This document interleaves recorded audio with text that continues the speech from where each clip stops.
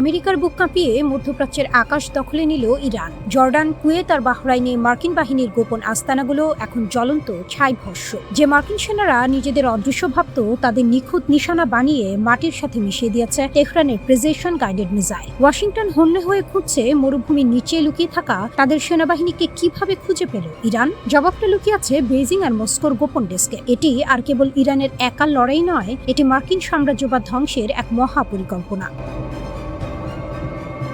বেইডু ও Russian satellite, মার্কিন বাহিনীর radar ফাঁকি। মার্কিন প্রতিরক্ষা ব্যবস্থার সবচেয়ে বড় অহংকার হলো তাদের গোপন অবস্থান এবং স্টেলথ প্রযুক্তি, কিন্তু ইরানের ক্ষেপণাস্ত্রের সামনে সেই অহংকার তাসের ঘরের মতো ভেঙে পড়েছে। চীনের বেইডু স্যাটেলাইট সিস্টেম। বিশ্লেষকরা বলছেন চীনের নিজস্ব নেভিগেশন সিস্টেম বেইডু এবং রাশিয়ার উচ্চ ক্ষমতা সম্পন্ন গোয়েন্দা স্যাটেলাইট এখন ইরানের চোখের মতো কাজ করছে। নিখুঁত কোঅর্ডিনেটস। এই স্যাটেলাইটগুলো মধ্যপ্রাচ্যের প্রতিটা ইঞ্চিতে থাকা মার্কিন সেনাদের লাইভ লোকেশন তেহরানের কাছে পাঠাচ্ছে। Precision attack. পরাশক্তিদের দেয়া এই রিয়েল টাইম ডেটা ব্যবহার করে ইরানি মিসাইলগুলো একদম পিন পয়েন্ট অ্যাকিউরেসি বা নিখুঁত নিশানা নিয়ে মার্কিন ঘাঁটির ওপর আছড়ে পড়ছে। খামেনির মাথার উপর চীন রাশিয়ার নিরাপত্তার ছাতা। পশ্চিমা বিশ্ব যখন ইরানকে নিষেধাজ্ঞা আর যুদ্ধের হুমকিতে কোণঠাসা করতে চেয়েছিল, তখনই পাশারদান উল্টে দেয় বেইজিং আর মস্কো। ইরানের নতুন সর্বোচ্চ নেতা মোস্তফা খামেনির পাশে ঢাল হয়ে দাঁড়িয়েছেন শি জিনপিং ও ভ্লাদিমির পুতিন। কেবল মুখে কূটনৈতিক সমর্থন নয়, চীন ও রাশিয়া সরাসরি তেহরানের সামরিক শক্তির ব্যাকবোন বা মেরুদণ্ড হয়ে উঠেছে। শত শত অত্যাধুনিক আকাশ প্রতিরক্ষা ব্যবস্থা, হাজারো দূরপাল্লার ক্ষেপণাস্ত্র এবং মিলিয়ন মিলিয়ন ডলারের সামরিক প্রযুক্তি এখন ইরানের হাতে। মস্কো এবং বেইজিং এর পক্ষ থেকে ওয়াশিংটনকে স্পষ্ট বার্তা দেওয়া হয়েছে, ইরানের গায়ে আঁচ লাগলে শত্রুকে পৃথিবীর বুক থেকে খতম করে দেওয়া হবে।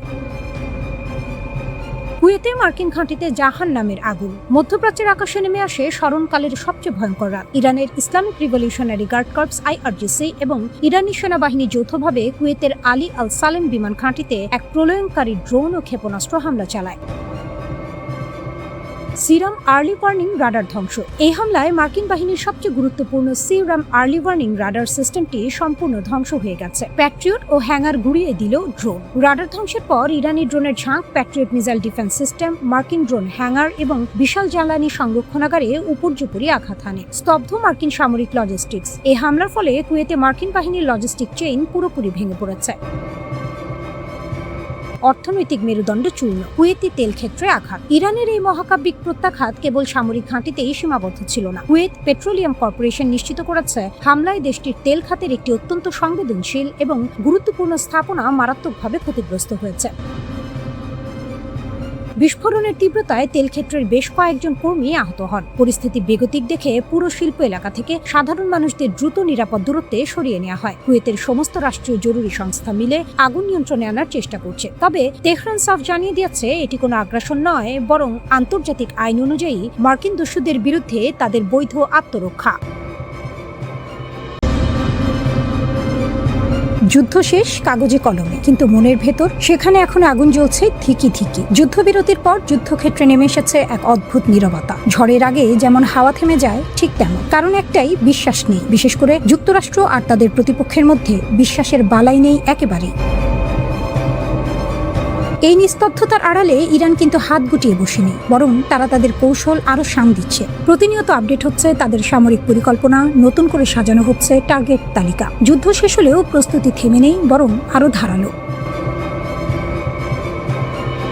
ইরানের সেনাবাহিনী এবং Islamic Revolutionary Guard Corps IRGC এখন যেন 100তে বাঁধা। 12 দিনের যুদ্ধ হোক বা 40 দিনের সংঘাত, সব জায়গায় তারা দেখিয়েছে এক অসাধারণ সমন্বয়, যেখানে প্রতিটি আঘাত হিসেব কষে নিখুঁতভাবে। তাদের কৌশলও চমকপ্রদ। প্রথমে শত্রুর রাডার ধ্বংস করতে ছোড়া হয় মিসাইল, তারপর সে ফাঁক গলে ঢুকে পড়ে ড্রোন। আবার কখনো উল্টোটা, শত্রুকে কোনো সুযোগই দেওয়া হচ্ছে না। এই সমন্বিত আক্রমণে প্রতিপক্ষের প্রতিরক্ষা ব্যবস্থা কার্যত ভেঙে পড়ছে। শুধু আকাশে নয়, সমুদ্রেও একই দৃশ্য।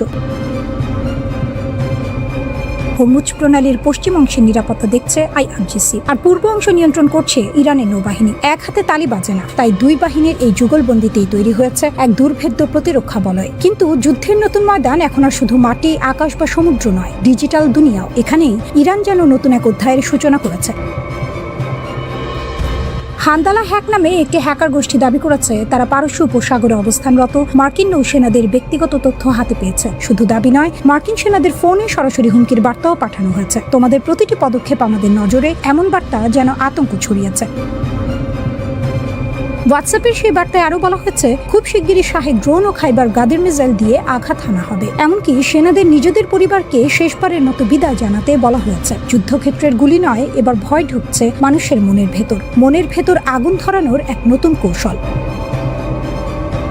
বিশেষজ্ঞরা বলছেন, এই হান্দালা গোষ্ঠী ইরানের গোয়েন্দা সংস্থার সঙ্গেই যুক্ত। তারা শুধু তথ্য চুরি করছে না, চালাচ্ছে মনস্তাত্ত্বিক যুদ্ধ। মার্কিন নৌবাহিনী ইতিমধ্যেই তাদের সদস্যদের ফোন ও সোশ্যাল মিডিয়া ব্যবহারে সতর্কতা জারি করেছে। অন্যদিকে ইসরায়েলের সাবেক সেনাপ্রধান হার্জি হারেভির ডিভাইস হ্যাক করার দাবিও করেছে এই গোষ্ঠী। হাজার হাজার গোপন ছবি ও ভিডিও ফাঁসের কথা বলা হয়েছে। এমনকি ব্যক্তিগত জীবনের ছবিও প্রকাশ করা হয়েছে, যেন ঘরের খবর রাস্তায় চলে এসেছে, যা ইসরায়েলের নিরাপত্তা ব্যবস্থার জন্য বড় ধাক্কা। এইসব কিছুর মধ্যে স্পষ্ট যুদ্ধ বদলেছে। এখন আর শুধু বন্দুক বা বোমার লড়াই নয়, এটি তথ্যের, মনস্তত্ত্বের, প্রযুক্তির যুদ্ধ, যেখানে একটি স্মার্টফোনও হয়ে উঠতে পারে সবচেয়ে বড় অস্ত্র। আর এই নতুন যুগের যুদ্ধে ইরান নিজেকে তুলে ধরছে। তারা দেখিয়ে দিচ্ছে শুধু শক্তি নয়, বুদ্ধি আর পরিকল্পনায় শেষ পর্যন্ত খেলার মোড় ঘুরিয়ে দেয়। যুদ্ধ থেমেছে, কিন্তু খেলা এখনো চলছে। আর এই খেলায় ইরান যেন দাবার বোর্ডের সেই খেলোয়াড়, যে এক চাল আগেই সব হিসেব কষে রাখে।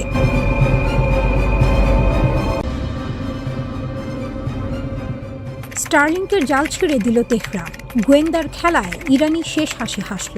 রাতের তেহরান শহর ঘুমিয়ে পড়েছে। রাস্তায় গাড়ির শব্দ কমে এসেছে। ইউসুফ আবাদ জেলার একটি সাধারণ অ্যাপার্টমেন্ট বিল্ডিং। বাইরে থেকে দেখলে পড়শির চোখে কিছুই ধরা পড়ার কথা নয়, কিন্তু সেই ভবনের একটা ফ্ল্যাটের দরজা ভেঙে যখন ইরানি পুলিশ ঢুকল, তখন যা দেখল তা রীতিমতো হতবাক করার মতো। ঘরের মেঝেতে ছড়ানো স্যাটেলাইট ডিভাইস, কোণে এনক্রিপ্টেড যোগাযোগের সরঞ্জাম, দেয়ালে মানচিত্র আর ল্যাপটপের স্ক্রিনে ভেসে উঠছে বিদেশি গোয়েন্দা সংস্থার সাথে চলমান কথোপকথন। এটা কোনো সিনেমার সেট নয়, এটা বাস্তব, এবং এটাই ছিল আমেরিকার স্টারলিংক স্যাটেলাইট ইন্টারনেট ব্যবহার করে গড়ে ওঠা একটি পূর্ণাঙ্গ গুপ্তচর নেটওয়ার্কের কেন্দ্রবিন্দু। এক ঝটকায় সেই নেটওয়ার্ক গুড়িয়ে দিল তেহরান, আর বিশ্বকে জানিয়ে দিল এই মাটিতে শত্রুর চোখ বেশিক্ষণ খোলা থাকে না। স্টারলিংককে অনেকে চেনেন শুধু একটি দ্রুতগতির ইন্টারনেট সেবা হিসেবে, কিন্তু এর আসল শক্তি অন্য জায়গায়। এটা স্থানীয় নেটওয়ার্ককে সম্পূর্ণ পাশ কাটিয়ে সরাসরি মহাকাশের স্যাটেলাইটের মাধ্যমে তথ্য আদান প্রদান করতে পারে। মানে কোনো দেশের সরকার চাইলেও সহজে এটা নজরদারি করতে পারে না, আটকাতে পারে না, ট্র্যাক করতে পারে না। ইরানের মতো দেশে, যেখানে তথ্যের উপর রাষ্ট্রের লোহার মুঠো, যেখানে ইন্টারনেট নিয়ন্ত্রণ রাষ্ট্রীয় নিরাপত্তার অংশ, সেখানে স্টারলিংক হয়ে উঠেছিল বিদেশি গোয়েন্দাদের স্বপ্নের অস্ত্র। ধরা যাবে না, বোঝা যাবে না, থামানো যাবে না, এমনই ধারণা ছিল। কিন্তু ইরান সেই ধারণাটাই ভেঙে দিল। তেহরানের ইউসুফ আবাদের সেই অ্যাপার্টমেন্ট থেকে গ্রেফতারকৃতরা শুধু ছবি বা বার্তা পাঠাচ্ছিল না, পাঠাচ্ছিল সংবেদনশীল স্থানের তথ্য, কৌশলগত, সামরিক, রাষ্ট্রীয় গোপনীয়তা। গন্তব্য ছিল বিদেশে বসে থাকা তথাকথিত শত্রু নেটওয়ার্ক। সিরাজের কাছে ইস্তান প্রদেশেও একই চিত্র।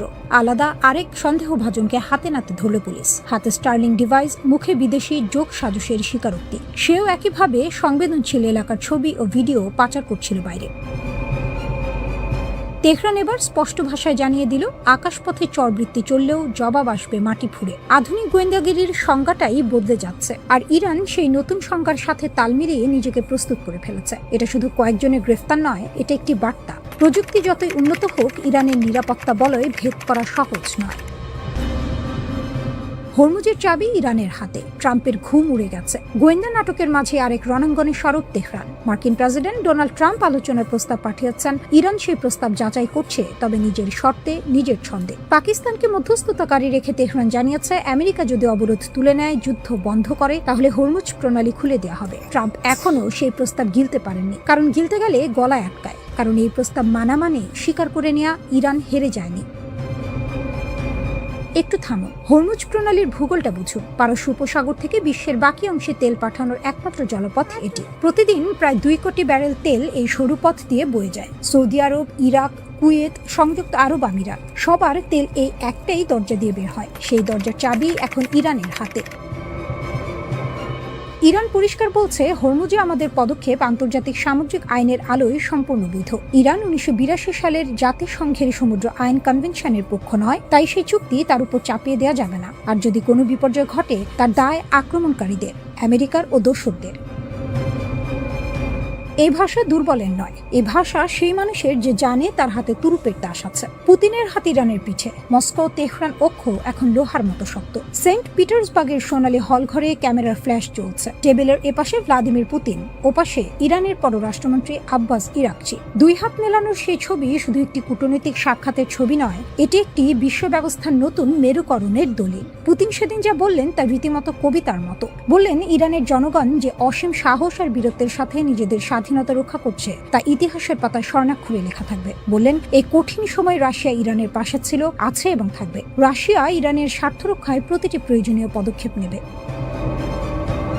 এর আগের সপ্তাহে ইরানের সর্বোচ্চ নেতা খামেনি পুতিনকে সরাসরি হাতে লেখা চিঠি পাঠিয়েছেন। কূটনীতির দুনিয়ায় এর মানে কি? মানে হলো এই সম্পর্ক এখন আর আনুষ্ঠানিকতার মধ্যে সীমাবদ্ধ নয়, এটি ব্যক্তিগত, গভীর, কৌশলগত। ইরাকচি ফিরে এলেন একটি বার্তা নিয়ে। বললেন সত্যিকারের বন্ধু চেনা যায় বিপদের দিনে। রাশিয়া সেই বিরল বন্ধু যে ঝড়ের রাতে দরজা খুলে দাঁড়িয়ে থাকে। আমেরিকা আর ইসরায়েলের হামলার মুখে যখন বিশ্বের অনেক দেশ নিরাপদ দূরত্বে সরে গেছে, তখন মস্কো এগিয়ে এসেছে বুক টান করে। এই মৈত্রী শুধু কথার নয়, সামরিক সহযোগিতা, অর্থনৈতিক অংশীদারিত্ব, কূটনৈতিক সমর্থন, সব মিলিয়ে মস্কো তেহরান অক্ষ এখন এমন এক শক্তি যাকে হিসেবের বাইরে রাখার উপায় নেই। তথ্যযুদ্ধে ইরানের নতুন অধ্যায়। শেষ কথা বলেনি তেহরান। স্টার্লিং ধরা পড়েছে, হরমুজের চাবি হাতে আছে, পুতিনের কাঁধ পাশে আছে, তবু ইরান চারদিক থেকে চাপে। মার্কিন নিষেধাজ্ঞা, ইসরায়েলি হামলা, পশ্চিমা একঘরে করার চেষ্টা। কিন্তু ইতিহাস বলে ইরান চাপে গলে যাওয়া জাতি নয়। হাজার বছরের সভ্যতার উত্তরাধিকারী এই দেশ জানে কিভাবে ঝড় পার করতে হয়। স্টার্লিং নেটওয়ার্ক ধ্বংস করে তারা প্রমাণ করলো আধুনিক প্রযুক্তির যুদ্ধেও তারা প্রস্তুত। হরমুজের দরজায় দাঁড়িয়ে তারা জানান দিল অর্থনৈতিক অস্ত্রও তাদের কাছে আছে। আর পুতিনের সাথে হাত মিলিয়ে তারা বলল কূটনৈতিক ময়দানেও একা নয় তেহরান। এই তিনটি ঘটনা আলাদা নয়, এগুলো একটাই গল্পের তিনটি অধ্যায়। সেই গল্পের নাম ইরান এখনো হার মানেনি। তেহরানের বার্তা পরিষ্কার, এই মাটিতে খেলতে এলে নিজের ঘুঁটি হারাতে হবে। আর সেই খেলায় শেষ হাসি কে হাসবে সেটা সময়ই বলবে। তবে এই মুহূর্তে ইরান যেভাবে দাঁড়িয়ে আছে তাতে সহজ জয়ের আশা করা বোকামি।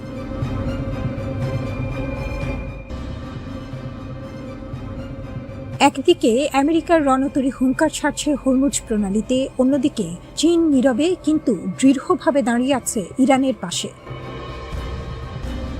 চীনের বেইজিং থেকে এলো এক বজ্রপাতের মতো নির্দেশ, ইরানে থাকা সমস্ত চীনা নাগরিক এক্ষুনি সরে পড়ো, তাৎক্ষণিকভাবে নিরাপদ স্থানে চলে যাও। এই কথাগুলো শুনতে সাদামাটা মনে হলেও কূটনৈতিক দুনিয়ায় এর মানে অনেক গভীর। কূটনীতির ভাষায় এই ধরনের নির্দেশ মানে একটাই, যুদ্ধের দামামা বাজতে শুরু করেছে এবং সময় ফুরিয়ে আসছে।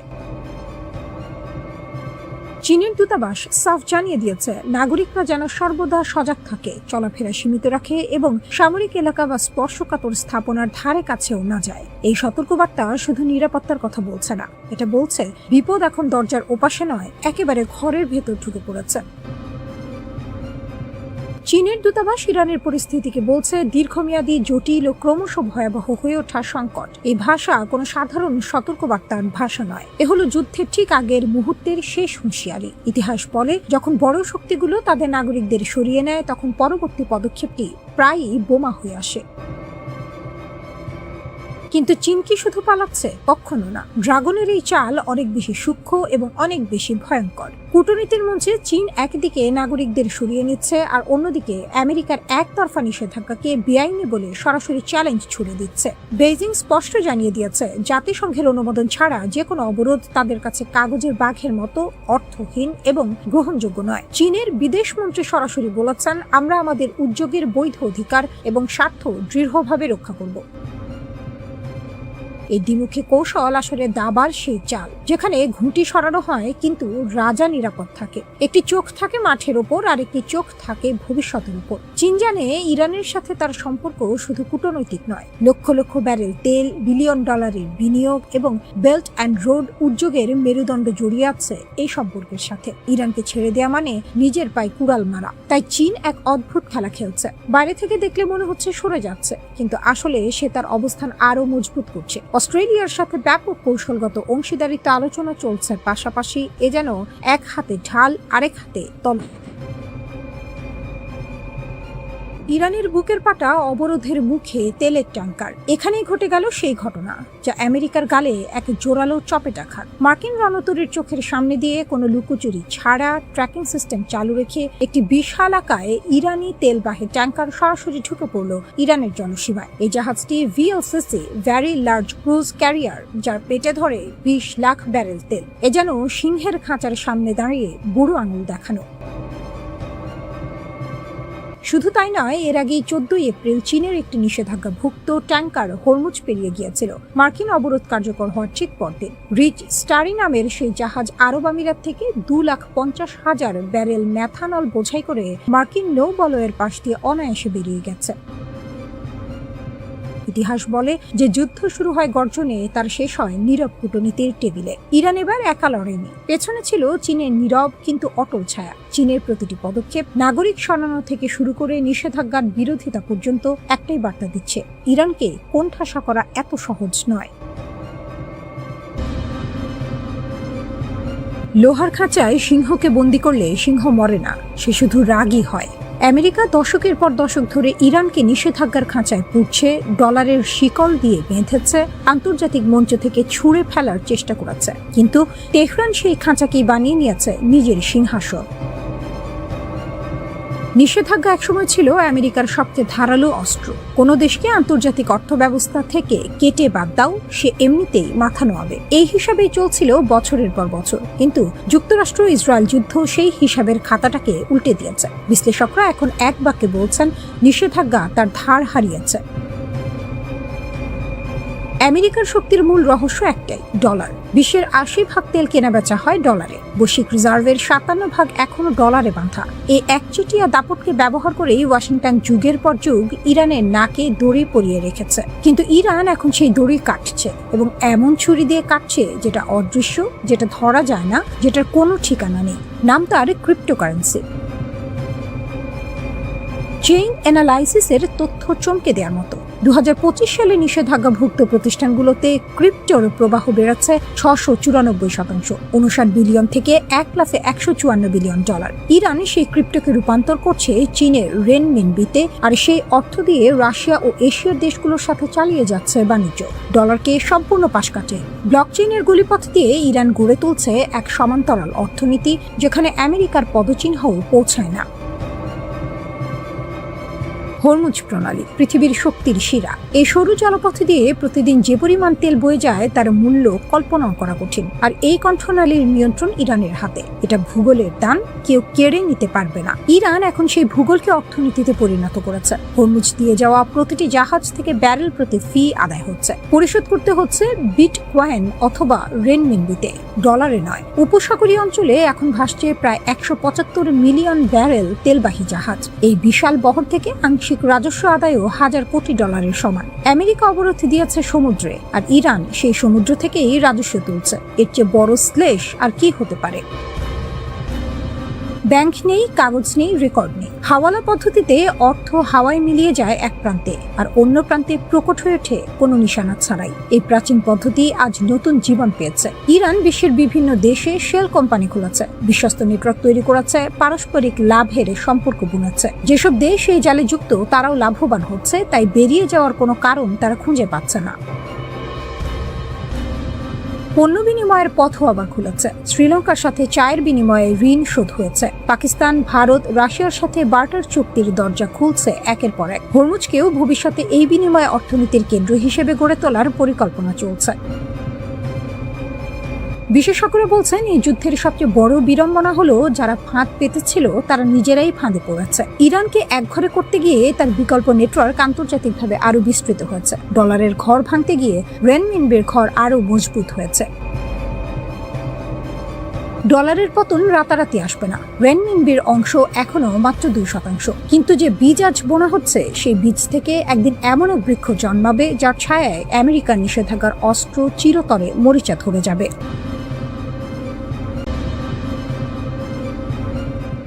মার্কিন যুক্তরাষ্ট্র পশ্চিমে এশিয়ার মরুভূমিতে এমন এক গোলক ধাঁধায় পা রেখেছে যা এখন তাদের জন্য মরার উপর খাড়ার ঘা হয়ে দাঁড়িয়েছে। ইরানের বিরুদ্ধে তাদের দীর্ঘস্থায়ী এই সংঘাত কেবল একটি যুদ্ধ নয়, বরং এটি ছিল এক সুদূর প্রসারী কৌশলগত ফাঁদ। ইরান যেন এক দক্ষ জাদুকর যারা মার্কিন দম ফেরে তাসের ঘরকে ধুলোয় মিশিয়ে দিয়েছে। ওয়াশিংটন যখন ইরানের বিরুদ্ধে তাদের সমরাষ্ট্রের প্রদর্শনীতে ব্যস্ত, তখন তারা হয়তো ঘুণাক্ষরেও ভাবেনি যে এই খেলা তাদের নিজেদেরই বুমেরাং হয়ে ফিরবে।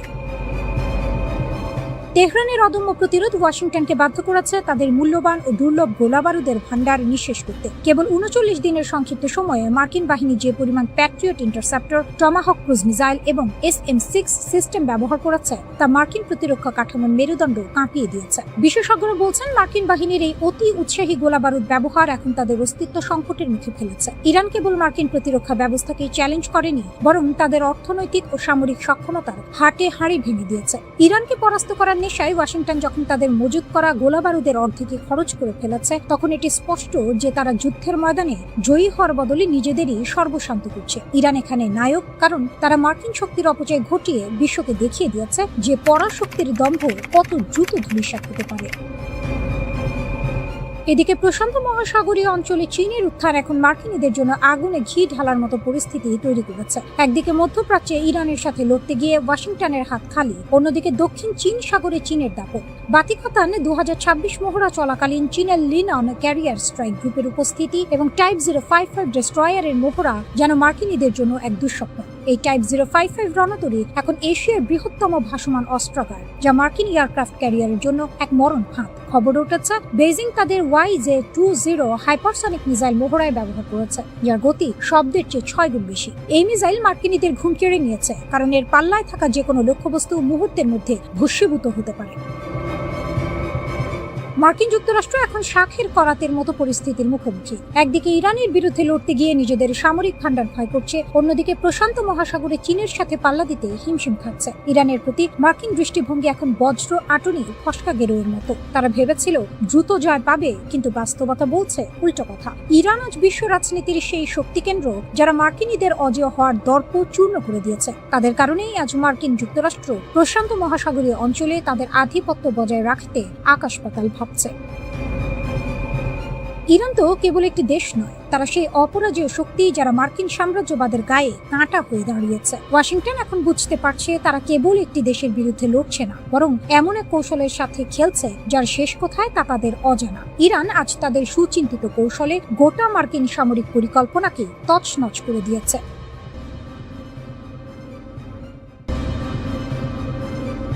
একটি দেশ যদি বছরের পর বছর ধরে যুদ্ধের জন্য নিজেকে গড়ে তোলে, তাহলে শত্রুর অবরোধ তার কাছে শুধুই কাগজের বেড়া। মধ্যপ্রাচ্যের উত্তপ্ত বালুচরে দাঁড়িয়ে ইরান ঠিক সেই কাজটিই করছে।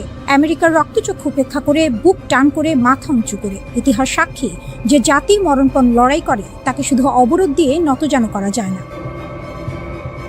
মাটির নিচে লুকানো শক্তির পাহাড়। রাশিয়ার পার্লামেন্টের জ্যেষ্ঠ সদস্য অ্যালেক্সি পুশকভ ফাঁস করে দিয়েছেন এক চমকপ্রদ তথ্য। তার দাবি, ইরানের হাতে রয়েছে হাজার হাজার ড্রোন ও ক্ষেপণাস্ত্র। শুধু সংখ্যায় নয়, এই অস্ত্র ভান্ডারের বড় অংশ মাটির গভীরে লুকানো, যা শনাক্ত করা বা ধ্বংস করা প্রায় অসম্ভব। ক্ষেপণাস্ত্র ব্যবস্থাগুলো ছড়িয়ে দেওয়া হয়েছে দেশ জুড়ে। তৈরি করা হয়েছে একটি সুরক্ষিত ও বিস্তৃত নেটওয়ার্ক। ইরান কেবল সামরিকভাবে নয়, অর্থনৈতিক ও কৌশলগতভাবেও বছরের পর বছর ধরে এই লড়াইয়ের জন্য নিজেকে তিলে তিলে গড়ে তুলেছে। এটা এক রাতের প্রস্তুতি নয়, এটা দশকের পর দশকের সাধনা। পুশকভ একটি অত্যন্ত গুরুত্বপূর্ণ পার্থক্য তুলে ধরেছেন। আমেরিকার কাছে এটি পছন্দের যুদ্ধ, রাজনীতি ও কৌশলের খেলা, কিন্তু ইরানের কাছে এটি অস্তিত্বের লড়াই, টিকে থাকার প্রশ্ন। আর অস্তিত্ব রক্ষার লড়াইয়ে মানুষ যতদূর যাওয়া দরকার ততদূর যায়, এমনকি তারও বেশি। ইতিহাস সেই সাক্ষ্যই দেয়। পুশকভ আরও ইঙ্গিত দিয়েছেন আমেরিকার ভেতরেও এই সংঘাত বাড়ানোর সিদ্ধান্ত নিয়ে সমালোচনা বাড়ছে, অর্থাৎ ঘরে বাইরে দুই দিক থেকেই চাপ সামলাতে হচ্ছে ওয়াশিংটনকে। কূটনীতির চালে এগিয়ে তেহরান। কূটনৈতিক রণাঙ্গনেও ইরান একের পর এক চাল চালছে। দাবা খেলার মতো শান্ত, কিন্তু ভেতরে ভেতরে দৃঢ়। পররাষ্ট্রমন্ত্রী আব্বাস আরাকচি ছুটে গেছেন মস্কোয় সরাসরি প্রেসিডেন্ট পুতিনের সঙ্গে বৈঠকের আশায়। এর আগে পাকিস্তান ও ওমানেও ঘুরে এসেছেন তিনি। প্রতিটি সফরে একটাই বার্তা, ইরান একা নয়, ইরানের পাশে বন্ধু আছে। হরমুজ প্রণালীর নিরাপদ যাত্রা নিশ্চিত করতে ওমানের সঙ্গে নতুন আইনি কাঠামো তৈরির আলোচনাও জোরে সরিয়ে গিয়েছে। দুই উপকূলীয় দেশ হিসেবে ইরান ও ওমান এই প্রণালীতে অভিন্ন স্বার্থ রাখে, আর সেই অভিন্ন স্বার্থের জায়গায় দুই দেশ এক সুরে কথা বলতে রাজি হয়েছে। আরাকচি স্বয়ং বলেছেন, হরমুজ এখন বিশ্বের সবচেয়ে গুরুত্বপূর্ণ প্রশ্নগুলোর একটি, আর এই প্রণালীর চাবিকাঠি ইরানের হাতে। 3 ধাপের শর্ত, ভিক্ষার থালা নয়, রাজার দাবি। ইরান এখন 3 ধাপের একটি কাঠামো মধ্যস্থতাকারীদের মাধ্যমে ওয়াশিংটনের কাছে পাঠিয়েছে। প্রথম ধাপে চাই মার্কিন ইসরায়েলি আগ্রাসন বন্ধের নিশ্চিত গ্যারান্টি, ইরান ও লেবাননের বিরুদ্ধে কোনো সামরিক পদক্ষেপ নেওয়া হবে না। দ্বিতীয় ধাপে হরমুজ প্রণালীর ব্যবস্থাপনা, বিশ্বের সবচেয়ে গুরুত্বপূর্ণ এই জলপথের নিয়ন্ত্রণ কিভাবে হবে সেটা ঠিক করার অধিকার ইরান নিজের হাতে রাখতে চায়, এবং কেবল এই 2টি ধাপ সফলভাবে পার হলেই তৃতীয় ধাপে পারমাণবিক আলোচনায় বসার সুযোগ মিলবে। ট্রাম্পের তাস, বাস্তবতার মাটিতে পড়ে ধুলো। ট্রাম্প গলা ফুলিয়ে বলছেন, আমাদের হাতে সব তাস, আমরা সব জিতেছি। ইসলামাবাদে দূত পাঠানোর পরিকল্পনা বাতিল করে তিনি আরো বলেছেন, ওরা নিজেরাই নিজেদের মধ্যে লড়াই করছে, ওরা ডাকলে আমি কথা বলবো। কিন্তু বাস্তবতা বলছে ভিন্ন কথা। শিপিং ডেটা, স্যাটেলাইট চিত্র আর ট্র্যাকিং তথ্য বলছে ইরানের তেল থামেনি, ইরানের কূটনীতি থামেনি, ইরানের সংকল্প থামেনি। দিনের শেষে ইরান এক অপ্রতিদ্বন্দ্বী যোদ্ধার বেশি দাঁড়িয়ে আছে। মার্কিন দাদাগিরি আর কতদিন? যখন ট্রাম্প নিজের কর্মকর্তাদের সফর বাতিল করে ঘরে বসে সব কার্ড আমার হাতে বলে চিৎকার করেন, তখন তেহরান তার অদম্য সাহসে মাথা উঁচু করে টিকে থাকে। ইরান প্রমাণ করেছে যে বাংকার বাস্টার দিয়ে পাহাড় ধ্বংস করা সম্ভব হলেও একটি অকুতোভয় জাতির ইচ্ছাশক্তিকে ধ্বংস করা অসম্ভব। জনজান প্রদেশের মাটিতে পড়ে থাকা আমেরিকার সেই ভয়ঙ্কর অস্ত্রগুলো আজ কেবল নিথর ধাতবস্তু। যে GBU-57 বাংকার বাস্টার দিয়ে গোটা পাহাড় গুঁড়িয়ে দেওয়ার হুমকি দেওয়া হয়েছিল, তা আজ ইরানের অদম্য প্রতিরোধের কাছে মাথা নত করেছে। মার্কিন সামরিক সক্ষমতার দম্ভ আজ ইরানের মাটিতে পড়ে গল্পের গরু গাছে চড়ার মতো হাস্যাস্পদ হয়ে উঠেছে। ইরানের ইসলামিক রিভলিউশনারি গার্ড কোর প্রমাণ করেছে মার্কিন সমর কৌশল আসলে কাগজে বাঘ। জনজানের যুদ্ধক্ষেত্রে উদ্ধার হওয়া ৯৫০০টিরও বেশি ক্লাস্টার বোমলেট এবং ৫২টি রকেট নিষ্ক্রিয় করা, এটি কেবল প্রযুক্তিগত দক্ষতা নয়, এটি ইরানের ইস্পাত কঠিন সাহসের বহিঃপ্রকাশ।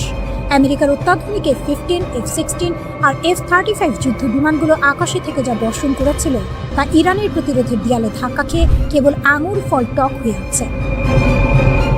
বাংকার বাস্টারগুলো আজ কোনো অট্টালিকা নয়, বরং নিজেদেরই ব্যর্থতার কবর ভুলেছে। আর ইরান তারা এই ধ্বংসাবশেষ থেকে আমেরিকার প্রযুক্তির গোপন দিকগুলো উদ্ধার করে নিজেদের ভান্ডার সমৃদ্ধ করছে। একেই বলে বিপদ থেকে সুযোগ ছিনিয়ে আনা। ডোনাল্ড ট্রাম্প গলাবাজি করে বলছেন, সব ট্রাম্প কার্ড আমাদের হাতে, কিন্তু পর্দার আড়ালে তার অস্থিরতা ঠিকই ফুটে উঠছে।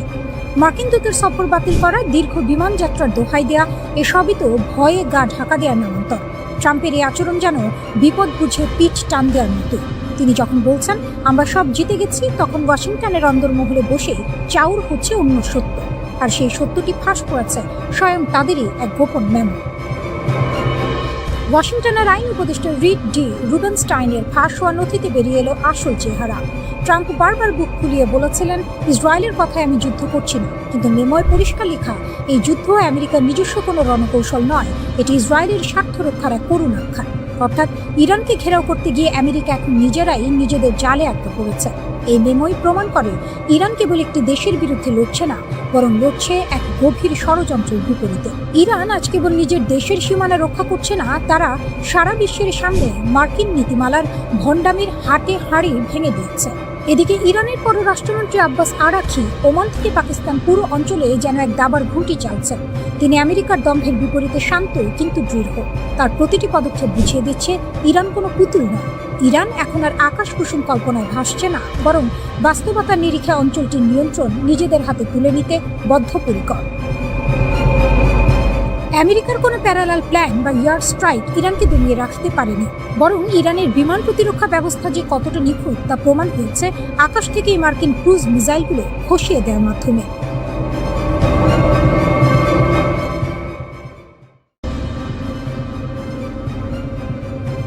অবরোধের জাল ছেড়ে ইরানের তেলের স্রোত, যুক্তরাষ্ট্রের কঠোর নৌ অবরোধ। ইরানের কাছে সেটা যেন কাগজের বাগ। ওয়াশিংটনের রক্তচক্ষু উপেক্ষা করে তেহরান চুপচাপ মিলিয়ন মিলিয়ন ব্যারেল তেল পাঠিয়ে দিচ্ছে বিশ্ববাজারে। স্যাটেলাইট চিত্র আর ট্র্যাকিং সংস্থাগুলোর তথ্য বলছে, সাম্প্রতিক দিনগুলোতে ইরান অন্তত 46 লক্ষ ব্যারেল অপরিশোধিত তেল তাদের রপ্তানি টার্মিনালে লোড করেছে। এর মধ্যে প্রায় 40 লক্ষ ব্যারেল ইতোমধ্যে অবরোধের রেখা পেরিয়ে গেছে।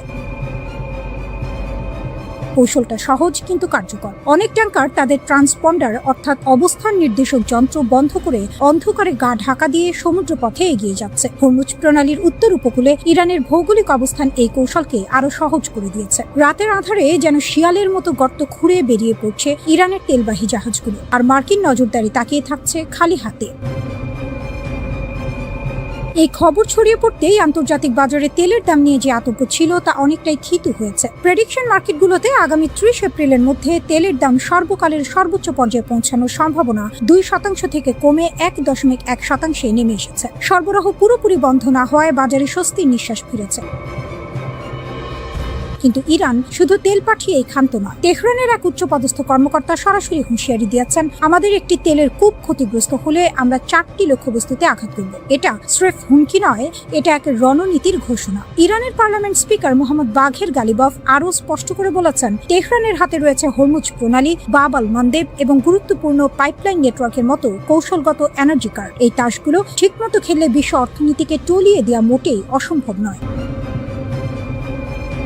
কূটনৈতিক ময়দানেও ইরানের পক্ষে সরব হচ্ছেন অনেকে। ভিয়েনায় নিযুক্ত রুশ প্রতিনিধি মিখাইল উলিয়ানভ মার্কিন অবরোধকে সরাসরি ব্ল্যাকমেল বলে অভিহিত করেছেন। তার মতে জোর জবরদস্তি দিয়ে ইরানকে নতজানু করার স্বপ্ন দেখা বোকামি। ওমানের পররাষ্ট্রমন্ত্রী বদর আল বুসাউদিও নৌ চলাচলের স্বাধীনতা এবং আটক নাবিকদের মুক্তির জন্য কূটনৈতিক পথে হাঁটার আহ্বান জানিয়েছেন।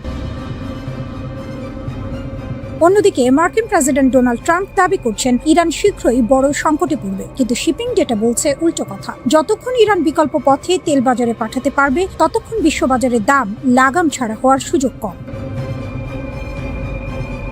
তবে ইরানকেও বেশ খেসারত দিতে হচ্ছে। ইন্টারনেট ব্ল্যাক আউটের কারণে দেশটির ডিজিটাল অর্থনীতি প্রতিদিন প্রায় $31 মিলিয়ন ক্ষতির মুখে পড়ছে। নেটব্লক্সের তথ্য অনুযায়ী প্রায় 2 মাস ধরে চলা এই ইন্টারনেট অচলাবস্থা ইরানি অর্থনীতির জন্য এক নজিরবিহীন সংকট তৈরি করেছে। তবে ইরান মাথা নোয়াচ্ছে না। অবরোধের দেয়াল ডিঙিয়ে তেলের স্রোত বইয়ে দেয়া, পাল্টা আঘাতের হুমকি আর কৌশলগত এনার্জি কার্ড হাতে রাখা, সব মিলিয়ে তেহরান স্পষ্ট বার্তা দিচ্ছে, চাপে পড়লেই ভেঙে পড়ার দল তারা নয়। যতক্ষণ বিকল্প পথ খোলা থাকবে ততক্ষণ এই লড়াই চলবে।